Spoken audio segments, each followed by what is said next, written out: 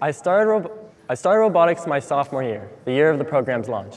I joined Shark Beta, but at the time, since we were all rookies joining rookie teams, there was no superiority between them. We kind of arbitrarily divided ourselves, introduced each other, and then it all began. A couple weeks passed until the FTC kickoff day. This is the day where they announced a challenge that we'll be basing our robot's designs and features off of. It's everything. That year, we watched at FAU Tech Garage. The video played, and I was completely dumbfounded. How are we going to make this thing? I mean, it was a really hard challenge. Even after doing 3 years of these challenges, that year was a particularly difficult task. There were ramps, balls and cubes, sliders, buttons, bars, pull-up bars, and all sorts of ways to get points that I'm not even going to begin to explain. But nevertheless, we all had a general idea of how to get started, and with Allen wrench in hand, we got to building. At the time, besides our programmers, nobody had any specialized skills. We were all simply mechanics. So with 15 kids towering over these hunks of metal, there were 30 hands manipulating the robot. That just doesn't work. I remember actually stepping back while watching my teammates build and thinking to myself, wow, I'm truly exceptionally unimportant. I was contributing nothing, and therefore, I was essentially negligible. Now, as cool as robotics is, I wasn't going to commit to the robotics kid label if I didn't have at least some sort of value. So I went to our head coach at the time, Mr. Delgado, and he told me to learn assemblies. Assemblies. What does that mean? Delgado was a sink or swim kind of coach. Most questions were answered with user resources, look it up. But after looking up assemblies, I mostly just got links to IKEA. Time to use up another question. What exactly do you mean by assemblies, Mr. D? Assemblies in SolidWorks. Ah, SolidWorks. That program has shaped my high school career. That program is the reason I spent all my free periods in the iLab, hoodie up, headphones in, and facing the computer. That program is a huge part of my resume, and without it, honestly, I probably wouldn't be going to WashU. So, it's changed my life. But back to before I knew my life was about to drastically change. I looked up assemblies in SolidWorks.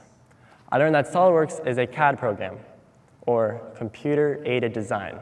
You can make parts in SolidWorks, and once you have 2 or more parts, you can mate them together by locking or constricting them into certain orientations.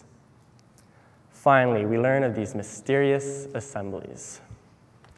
I quickly became the CAD guy. When we need a custom part on the robot, the mechanics come to me, leave me with a sketch and dimensions, and I get to modeling.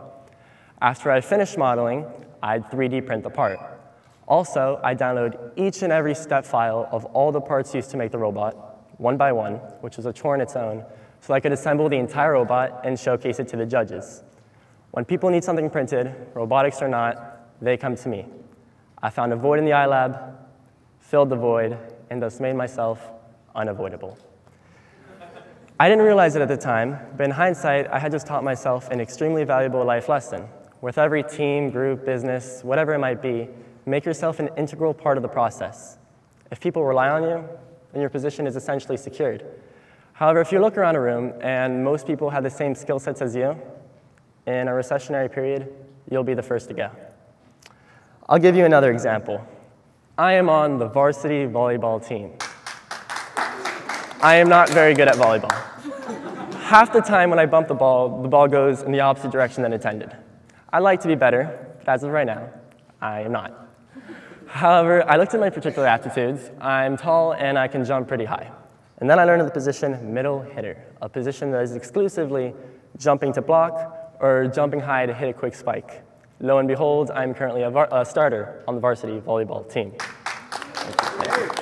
You see, it's all about finding your niche. This doesn't mean you should look up the most lucrative and obscure jobs. Now, actually, in my grandfather, Burton Edelson's later career, he directed research in digital communications, satellite communications, compression technologies, and maritime communications. None of those jobs existed when he was an undergrad, or even in his beginning of his postgrad life.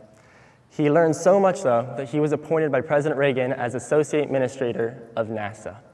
He played a leading role in the Mars exploration programs, and he was the one that really got the Hubble telescope project going. Just to name a few of the things he did. But did he know a PhD in metallurgy would lead to all of that? Of course not, but he delved himself into a rather obscure field and became one of the, if not the most proficient in it.